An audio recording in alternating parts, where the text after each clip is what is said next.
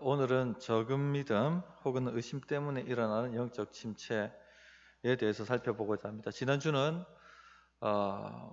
믿음이 없어서가 아니라 믿음을 사용하지 않아서, 작동시키지 않아서 경험하게 되는 영적 침체를 다루었습니다. 지난주도 풍랑이 나왔고 이번 주도 풍랑이 나오는데 조금 다릅니다. 이번 주는 믿음이 적어서 혹은 의심이 들어와서, 의심에 사로잡혀서 일어나는 영적 침체입니다. 믿음이 작은 자여 왜 의심하였느냐, 그렇게 말씀하셨죠.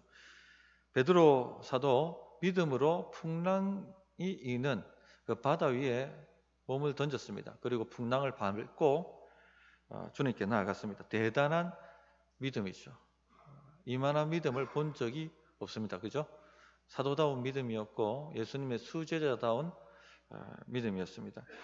그런데 얼마 가지 못해서 그 풍랑 속으로 빠져들어갔습니다. 허우적대면서 살려달라고 아우성 치게 되죠. 처음에 아주 위대한 믿음으로 시작했다가 얼마 못 가서 죽겠습니다. 완전히 극과 극을 달리고 있는 것이죠. 영적 침체에 빠져버린 겁니다. 한마디로 말하면. 왜 이런 침체에 빠졌느냐? 믿음이 적기 때문에, 의심이 들어왔기 때문에, 그걸 잘 처리하지 못했기 때문에 그렇게 된 것입니다. 우리도 잘 가다가, 믿음으로 잘 가다가 갑자기 침체에 빠지시는 분들이 있습니다. 이런 경우가 적은 믿음, 의심이 들어온 것을 제대로 처리하지 못했기 때문에 그렇게 할 수가 있습니다. 자, 베드로가 왜 그러면 추락했는가? 그 원인이 뭔가? 첫 번째, 스스로 의심을 자초했습니다. 믿음이 작은 자야 왜 의심하였느냐? 예수님이 지적하신 원인이죠. 베드로는 바람을 보고 의심에 사로잡혔습니다. 누가 개입한 것도 아닙니다.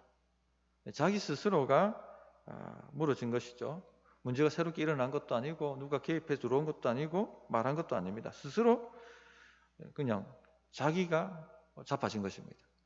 자기가 걸려 넘어진 것이죠. 이처럼 우리 스스로 침체를 자초할 때가 있습니다. 손대지 말아야 될 문제를 손을 대서 의심을 자초할 때가 있습니다. 예를 들면 이단과 교리 논쟁, 교리에 대한 전문적 지식이 없으면 함부로 붙으면 안 됩니다. 그럼 말려 들어갑니다. 자기가 잘 모르니까 쏙 그렇구나? 반박도 못하고 그렇네? 그러다가 이단 교리에 휩싸여서 완전히 무너지는 거죠. 의심하게 되고. 그런 경우입니다. 예를 들면 스스로 무너진 것이죠. 스스로 자초한 것입니다. 그런데 목사님, 믿는 자가 어떻게 의심할 수가 있습니까? 원래 믿음이 없었던 것 아닙니까? 이렇게 질문하시는 분들이 있을 것 같습니다. 우리가 좀 알아야 될 게 믿음과 의심이 공존할 수 있다는 겁니다. 100%의 믿음 없어요. 완전하고 완벽한 믿음 없습니다. 예수님 외에는 없습니다. 이 땅에서. 우리 믿음에도 100%가 없습니다. 다 의심이 어느 정도 공존하고 있는 것입니다. 우리가 하는 일이 뭡니까? 이 의심을 다루는 거죠. 의심을 다루는 겁니다. 의심이 우리를 지배하지 못하도록 다루면서 그 믿음으로 자꾸 맡기고 나아가는 것이죠. 믿음이 작은 자야라고 말했습니다. 믿음이 없는 게 아닙니다. 베드로가. 그런데 왜 의심하였느냐? 의심이 들어왔다는 거죠. 믿음과 의심이 공존할 수 있다는 것입니다. 어떤 분들은 저는 한 번도 의심한 적 없습니다. 저는 한 번도 그렇게 의심에 쌓여 본 적이 없습니다. 라고 자신 있게 말씀하시는 분이 있는데 기초부터 다시 점검해야 됩니다. 이런 분들은. 잘못된 거짓 평안, 거짓 믿음에 쌓여 있을 경우가 있죠. 광신적일 수가 있습니다. 맹목적일 수가 있습니다. 이런 분들은 기초부터 다시 살펴봐야 됩니다. 아니면 소위 말하는 건방진 믿음입니다. 건방진 믿음. 경험이 없는 믿음. 조금 가다가 그냥 바로 이런 믿음은 무너지게 되어 있죠. 성경의 예를 보든지 교회사를 보든지 위대한 신앙인도 아브라함도 의심이 들어가 있었지 않습니까? 그러니까 인간적 방법으로 하나님 기다리지 못하고 이스마엘을 낳잖아요. 또 다윗 같은 경우도 그렇게 믿음 좋은 사람도 나중에는 막판에 어떻게 됩니까?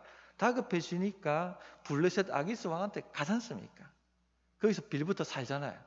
이런 게 있다는 것입니다. 그래서 우리가 기도를 해도, 어떤 문제를 기도를 해도 100% 믿음이 아니라는 겁니다. 어느 날 기도하면 응답이 왔다 확신이 들어요. 근데 다음날 기도하면 의심이 들어온단 말입니다.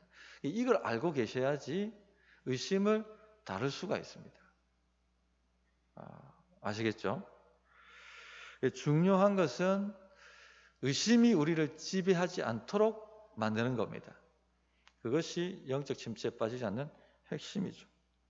그래서 누구나 의심이 들어오고 의심의 공격을 받는데 그 의심이 나를 장악하지 않도록, 지배하지 않도록 만드는 것이 중요합니다. 자, 베드로 믿음이 사라진 것이 아닙니다. 지금 풍랑 속에 빠져들어가는데 이 빠져들어간 베드로에게 예수님은 누구시냐고 묻는다면 예수님은 하나님의 아들이십니다 라고 정확하게 대답했을 거예요. 그런데 문제가 뭡니까?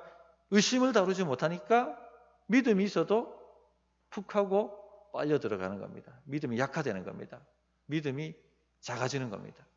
믿음은 항상 일정량이 아니고 커질 수도 있고 작아질 수도 있습니다. 우리 믿음이라는 것이 항상 일정량이 있는 게 아닙니다. 이분이 이만큼 믿음, 어느 날은 이만큼 믿음이 있을 수 있고 어느 날은 이만큼 믿음일 수가 있는 겁니다. 어떤 분은 이날은 강한 믿음이고 어떤 날은 약한 믿음일 수가 있는 겁니다. 의심을 다루지 않으면 이렇게 된다는 겁니다. 자, 그러면 어떻게 의심을 다룰 것인가? 어떻게 의심을 허용하지 않을 것인가? 믿음을 크게 만드는 방법밖에 없어요. 믿음이 적은 자여, 믿음이 작은 자여라고 했기 때문에 답이 뭡니까? 그러면 믿음을 크게 만들면, 다른 말로 믿음을 강하게 만들면 해결할 수 있는 문제라는 것이죠. 이런 영적 침체는.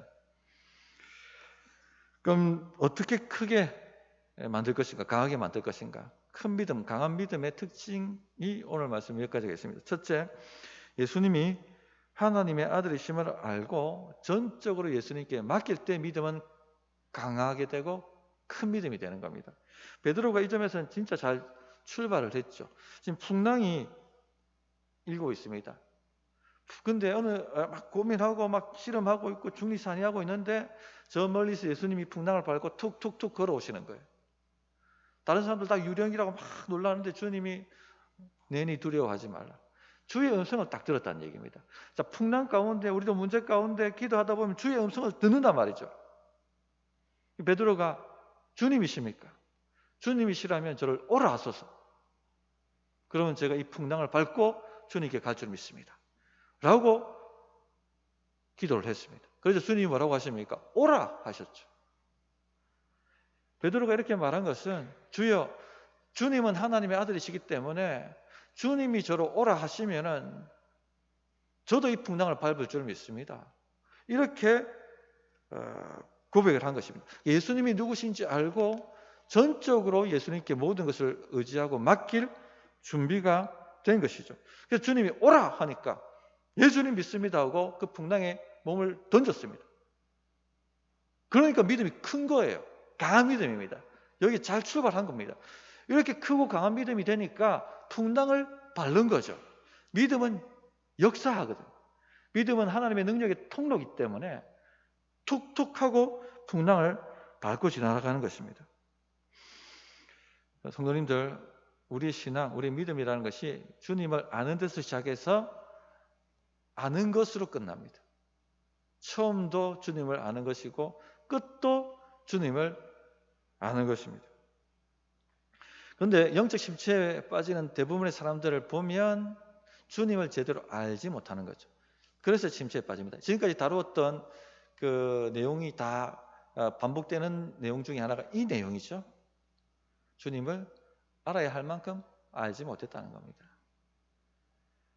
주님이 누구신지 하는 것을 분명하게 붙잡지 못했다는 것이죠.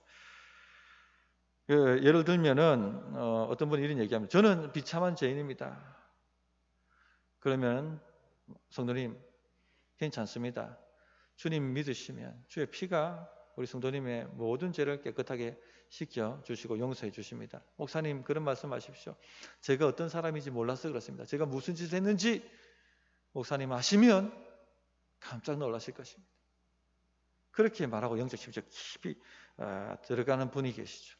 이분은 뭘 모릅니까? 이분은 주님이 누구신지를 제대로 모르는 것이죠. 히브리서 9장 14절에 하물며 영원하신 성령으로 말미암아 흠없는 자기를 하나님께 드린 그리스도의 피가 어찌 너희 양심을 죽은 행실에서 깨끗하게 하고 살아계신 하나님을 섬기게 하지 못하겠느냐? 이 말씀을 모르는 겁니다.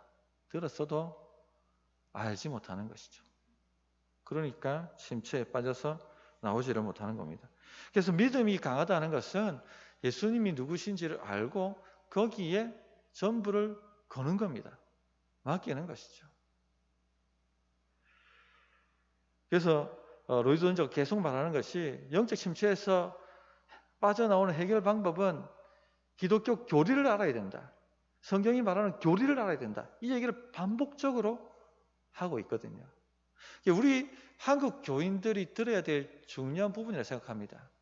한국 기독교 교인들은요, 감정적이에요. 좀 우리가 한해 민족이지 않습니까? 서구 사람들은 굉장히 논리적이고 지식적이죠.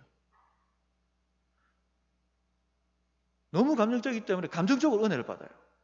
뭔가 집회 중에도 감동적이게 뭔가 딱 오면은 은혜가 왔다고 생각합니다. 근데 막상 나가면, 막상 바람이 불면 잡히는 게 없어요. 그죠? 그러니까 계속 롤러코스터 타는 겁니다. 그래서 한국 교인들이 특히 이 교리적 지식 무장을 해야 됩니다. 이 서양의 기독교인들은 우리처럼 그렇게 뜨겁게 기도를 하지 못해도 이 교리적 무장이 굉장히 잘 되어 있어요. 그러니까 이분들은 잘 흔들리지가 않습니다. 위대한 신앙인들이 다 거기서 나오는 이유가 여기에 있거든요.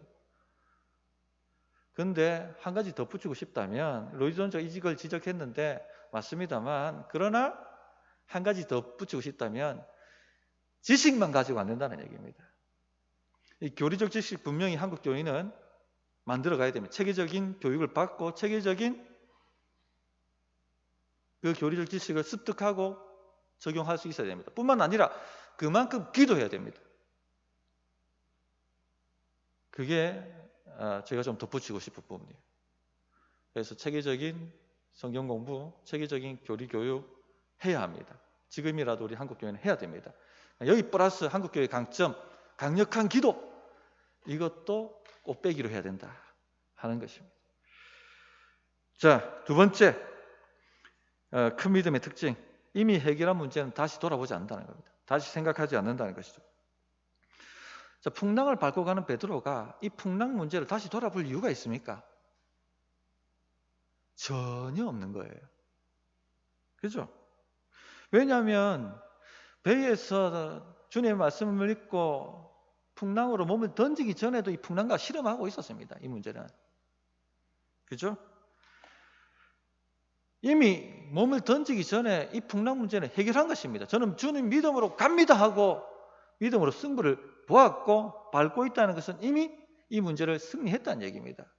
그런데 왜 다시 풍랑 문제를 돌아봅니까? 계속 주님 바라보고 가야 되는데 풍랑을 돌아본 것이죠. 만약에 베드로가 바다에 떨어졌는데 잔잔하던 바다가 갑자기 풍랑이 일었다면 이건 다른 문제죠.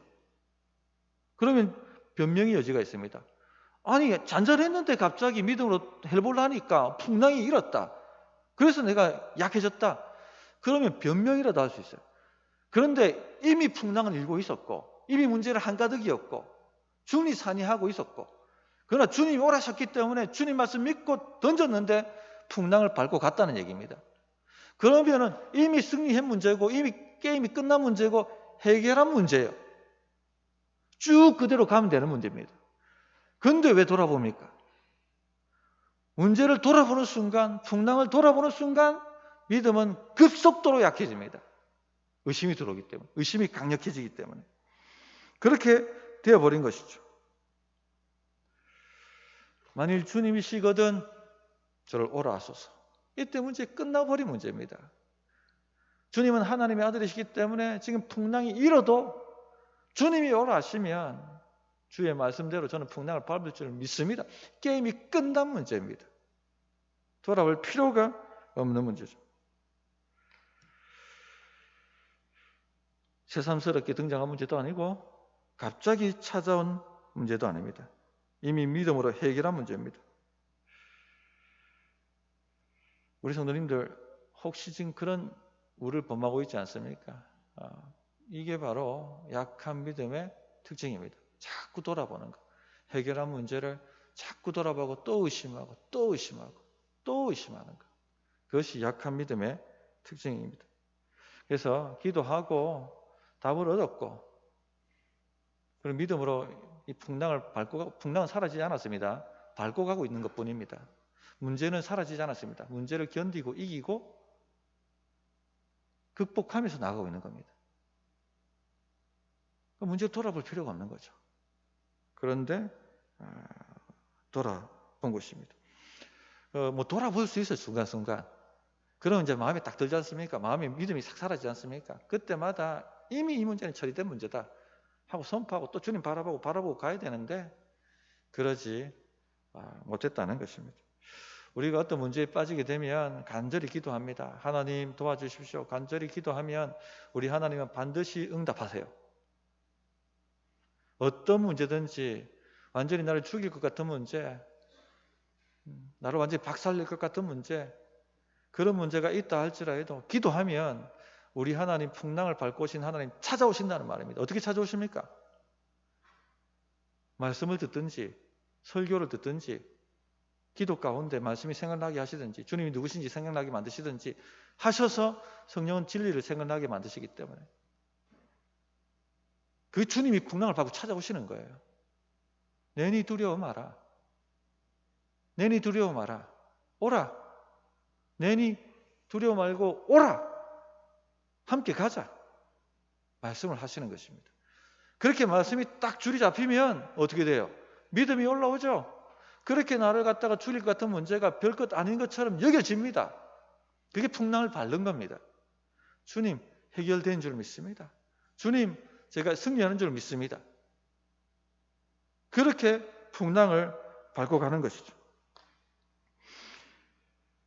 그런데 어떻게 돼요? 이 문제가 사라지지 않고 더 막 바람이 불고 더 막 파도가 넘실대고 하면은 그냥 거기서 문제와 풍랑을 바라본다는 것입니다. 그 기도하는 가운데 주신 말씀을 붙잡지 않는다는 거예요. 오라! 주님이십니까? 내니 두려워하지 말고 오라! 끝까지 그 말씀을 붙잡아야 되죠. 바람이 불고 풍랑이 불 때 뭘 잡아야 됩니까? 오라! 그 말씀을 붙잡아야 되는 거죠. 근데 풍랑과 바람 소리를 본 것입니다. 문제가 커 보이고 예수님의 능력이 없어 보이고 내가 지금 무슨 짓 하고 있나? 내 인생이 어떻게 되는가? 내가 죽게 생겼다. 큰일 났네. 내가 왜 이 바다 가운데 있지? 내가 왜 이 풍랑 가운데 있지? 그때부터 이제 여지없이 무너지기 시작하는 것입니다. 그러므로 중요한 것은 절대 믿음으로 해결한 문제는 돌아보지 말라는 얘기입니다. 첫 번째, 주님이 누구신지 알고 믿음으로 맡기는 겁니다. 믿음이 강해집니다. 그러면 문제가 밟힙니다. 큰 문제가 사라지지 않고 있습니다. 아직까지. 더 막 죽일 듯이 막 삼킬 듯이 다가옵니다. 그러나 이게 견뎌지고 밟혀지고 별로 염려와 걱정이 없게 되는 거예요. 지금 돈이 없어가지고 미치겠는데 대출이자는 갚아야 되고 나올 구멍은 없는데 기도하는데 내니 두려워하지 마라. 믿음이 생기는 겁니다. 주님이 걸어오시는 거죠. 풍랑을 밟습니다. 여보 왜 이래 담대하노? 왜 이래 걱정이 없노? 주님 해결하신다. 풍랑이 사라진 게 아니에요. 지금 걸어갑니다. 믿고 걸어갔는데 며칠 견뎠는데 또 큰 문제가 하나 생겨버리네. 돌아오지 말라는 얘기입니다. 이미 해결한 문제잖아요. 전에도 있었던 문제고 이미 믿음으로 지금까지 견뎌왔고 힘 주셨고 기도했고 그러면은 끝까지 바라보고 가는 것이죠.